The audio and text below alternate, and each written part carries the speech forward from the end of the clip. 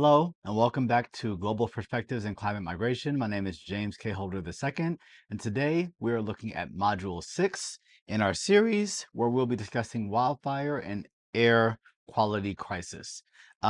This is a very much health equity driven module, but also looking at the environment and how climate change impacts that. So, as wildfire intensity and frequency increase, we're basically seeing that regional events are contributing to global atmospheric phenomena. Air pollution from wildfires affects populations far beyond the geographies where they are originally started, and migration and adaptation pressures are mounting because of those events and phenomena. So we're going to be exploring today the connections between those types of phenomena and also the environmental science behind fire behavior and public health and policy. Now, let's look at this wildfire and air quality nexus. This is a complex relationship between wildfires and air pollution, as wildfires release smoke and toxic pollutants that can travel long distances, degrading air quality and harming public health. All right.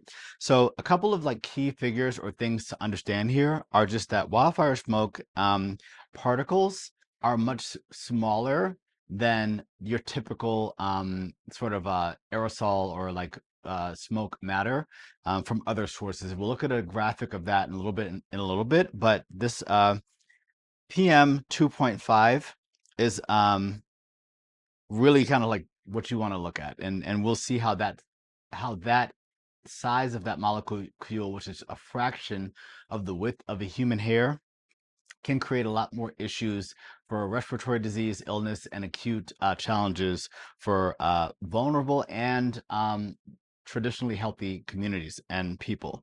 Wildfires contribute up to 50% of PM 2.5s in the Western United States.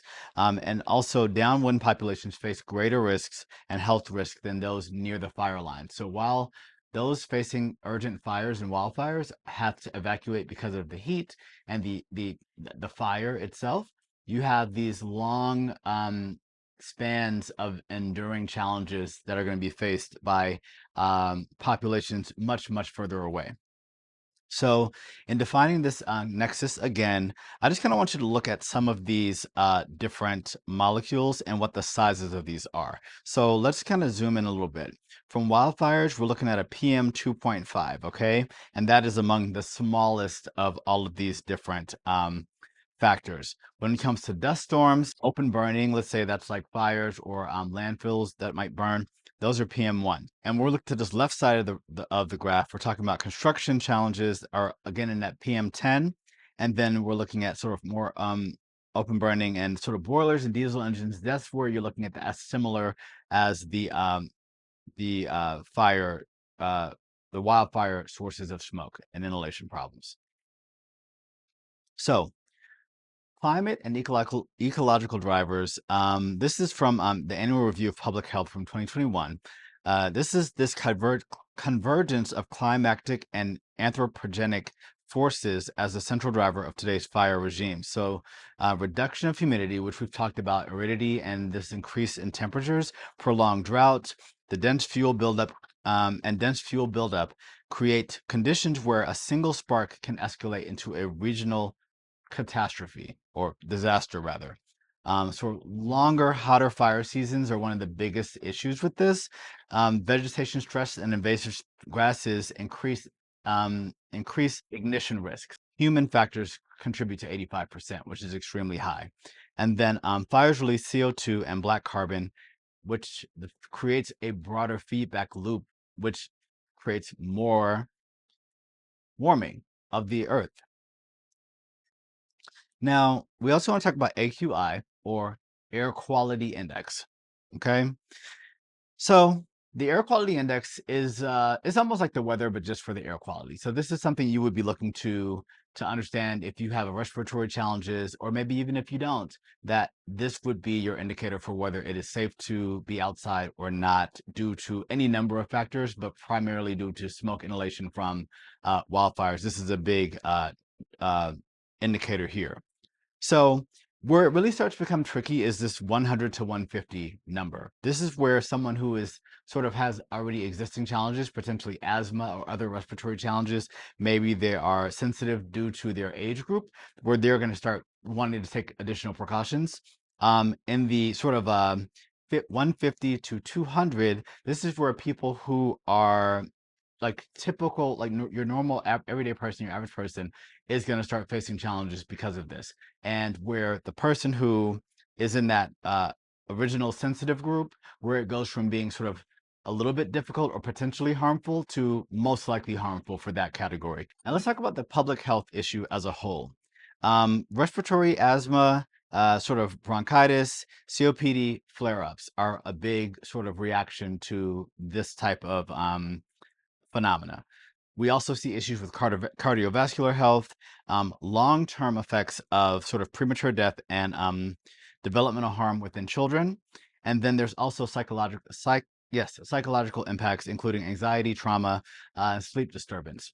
So there's broad impacts because of this smoke inhalation and increased fire that's creating these broader impacts, like and again, these are vast distances away from the original sources of the fires. Um, they are sources of acute and chronic health issues. Now, let's discuss vulnerability mapping, because just like with everything else we discussed in this class, we can pretty much always assume there's going to be some added threat or challenge for communities that are already sort of facing challenges. So let's discuss this diagram here on the right. So we're talking about community vulnerability. And on the right, we're looking at issues of like wildfire hazard potential and also wildfire likelihood, and then wildfire intensity. So as those two things mount up, as one goes up, the other goes up. I want you to understand that these issues on the left are not sort of weighted. They're not like in different sizes. It's just categorized as things to be mindful of and how one affects the other from sort of the left to the right. So from a socioeconomic status, we do know that wildfires and the subsequent smoke that comes from those issues affect people greater when they have lower income, when their employment is challenged, or they are unemployed, or if they live below the poverty line. Those with sort of English as their second language, or is English is not spoken as well, face greater difficulties, even insofar as being aware of alerts and different like sort of conditions in the atmosphere based on like warnings and news information. So if someone doesn't have a high school diploma, they're also going to face different challenges. So it's going to continue to go on within a similar demographic pattern, everything like from anyone above the age of 65, those who are essentially and may be in the custody of someone else or might need assistance in being transported or being able to sort of be mobile or take on additional precautions on their own. Those people are going to be greater impacted, including single parents, the disabled. And then when we talk about just sort of like from a structural standpoint and housing, we're talking about people who live in crowded communities, those who might live in mobile homes, those who do not have a vehicle, or those who might live in group quarters. All of those people might have additional mounting challenges because of those conditions. On this slide, we have a very beautiful image, which unfortunately illustrates a very deadly challenge. We're seeing here sort of a cover of a journal talking about wildland urban interface, or WUI.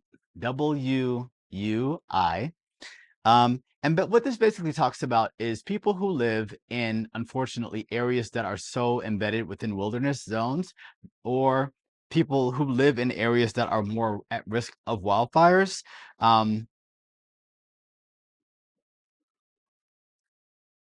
That they ultimately face a greater risk when it comes to wildfires and all the challenges above them.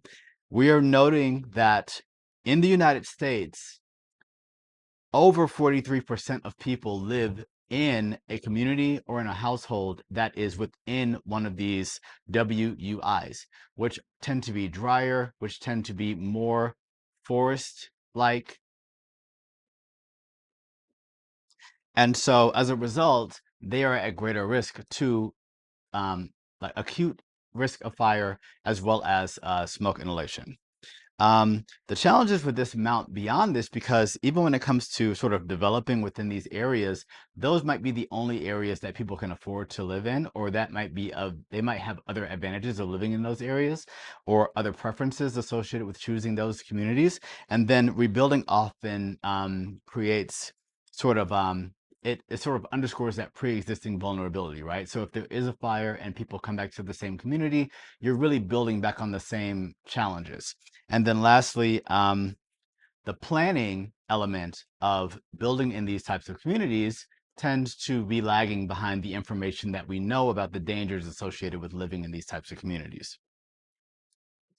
Okay, so now let's go back to that whole distance thing, the transboundary smoke and global impacts. Understanding that just because the fire starts in one place doesn't mean the impacts are limited to that one geography, right? So this is a key example. It's not really one of our case studies for the week, but this graphic from NASA, and NASA is a key source for all sort of information around the environment. Um, NASA verifies and validates a lot of information that's measured by other sources, and also can give us graphics and visuals that really can't get in any other form. So this stunning graphic shows smoke spanning across North America, where there were wildfires in the Great Lakes region in the summer of 2023. And how it created these massive smoke storms across really much of the continent. And so we come back to our friends at the EPA, where we're talking about policy and preparedness. The EPA has published this sort of diagram here discussing like sort of when you might want to take certain precautions around smoke, inhalation, or fire. And so this is actually super helpful because certain things you might not really think about, like indoor cooking might be a compounding effect of smoke if it exists in the area. How you might want to go about selecting a mask. They have different parameters and guidelines on choosing a mask. Different things about like actual like filter selection, whether you have an air purifier or like just filters within your existing HVAC system. Um, Talking about sort of like choices to make within your car, if you're in a car, and how you can like recirculate the air for the air conditioning. Things to not do: don't smoke indoors. If you didn't have enough reasons to not smoke, right, that's another reason. Don't use fireplaces or a gas stove. Don't play or exercise outdoors. So these would all be sort of like general precautions around fire and smoke safety, if and when you might find yourself in that situation or someone else in that situation. Um, and so it is important that these types of messages and these types of protocols are being shared and promoted broadly to broad communities in various ages, various communities, various languages, so that people understand how to keep themselves safe when it comes to this issue. Oh, and sorry, one more thing I want to talk about. Um, whew, prescribed burns. Okay, so prescribed burns are basically sacrifice zones for fires. It's like it's typically a preventative measure for fire, where you might go in and see an area that is at risk of being ignited because of some other activity or because of some like sort of predictable pattern or measure. You might go in and pre-burn an area in order to prevent greater expansion of a pending fire or a coming fire or whatnot. It's a very like tried and true method, but of course, like with everything, there are certain precautions that might be taken to prevent further damage that might also influence harm on others or inflict harm on others. So what we've noticed, as is no surprise, is that frequently when the decisions are made to do this type of prescribed burn, there's often like sort of down the line, there's some kind of negative impact on some of these more vulnerable communities expressed in the previous slides.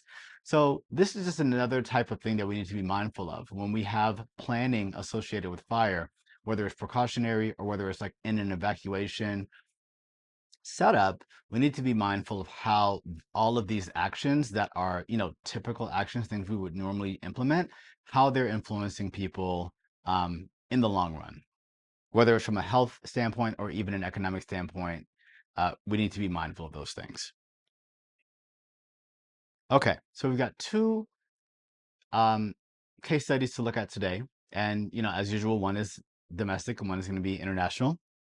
So the first is this campfire that happened in 2018, or it's called Campfire rather.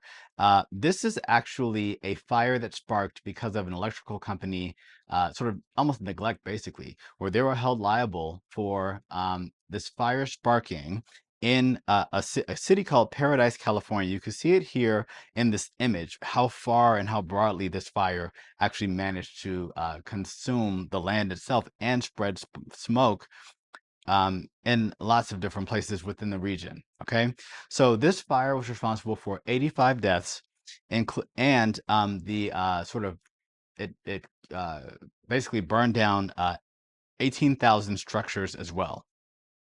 Smoke spread for hundreds of miles, and this essentially created hazardous conditions all throughout the San Francisco Bay Area, and for over a week. So the impacts of this were massive, and there was a very large lawsuit affiliated with this, where PG&E was held liable for all of this stuff.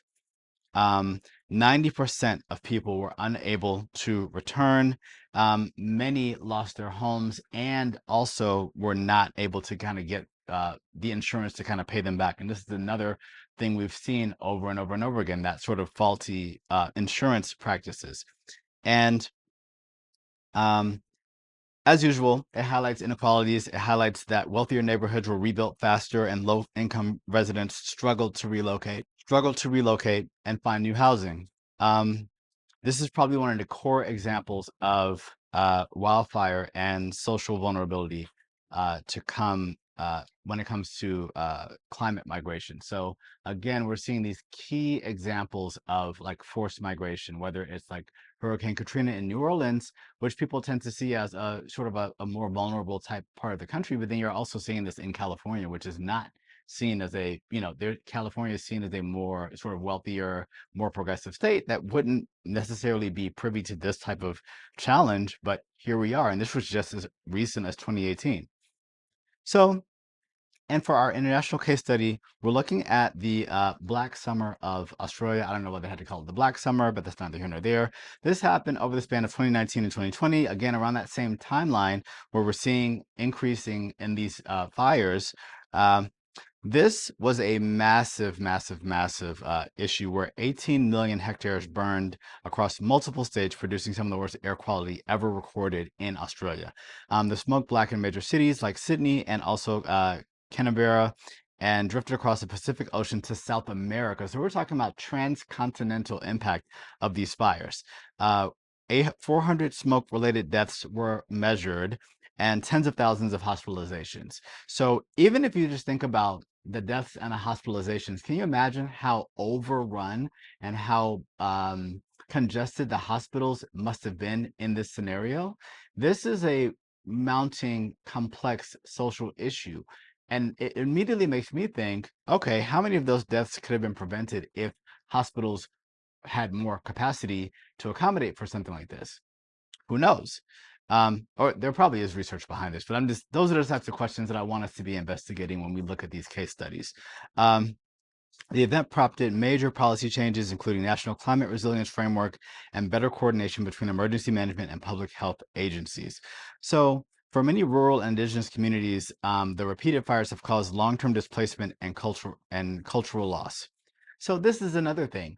When we talk about like how are we measuring these things, and when we look at the indigenous communities, it's exactly like our previous module where we looked at Ile de Jean Charles, where there was a cultural component that made it more difficult to prepare for and support indigenous communities. So all of these issues have far-reaching implications, and we really need to be mindful of all the issues surrounding these types of evacuations. That said, we have come to the end of this module. Some of the big takeaways are that, the fires are both environmental and social crises, and we've seen it especially in those case studies. Air pollution is a slow onset disaster and is combined with the acute challenges of a fire, and also, how it impacts people with chronic illness and can create really acute issues for people facing the smoke that's at that PM 2.5 molecule size, particle size. Um, as always, the vulnerability around fire and smoke is unevenly distributed. We have seen this when it comes to sort of evacuations, but we are also seeing this when it comes to the rebuilding efforts and how that goes about based on where we receive resources available and how insurance comes in and how infrastructure is usually prioritized over certain communities, especially those who are not as affluent. And then resilience requires coordination across systems. So as we see these things happening, and even ahead of those things, there needs to be an adjustment and an assessment of existing protocols and practices, and how are these things serving or not appropriately serving various communities across the spectrum, and making sure that they're becoming more equitable. That should always be the goal, and also safer and more practical when it comes to prevention of these types of disasters, and also throughout that entire process of evacuation, and also like reclaiming and coming back after such a disaster.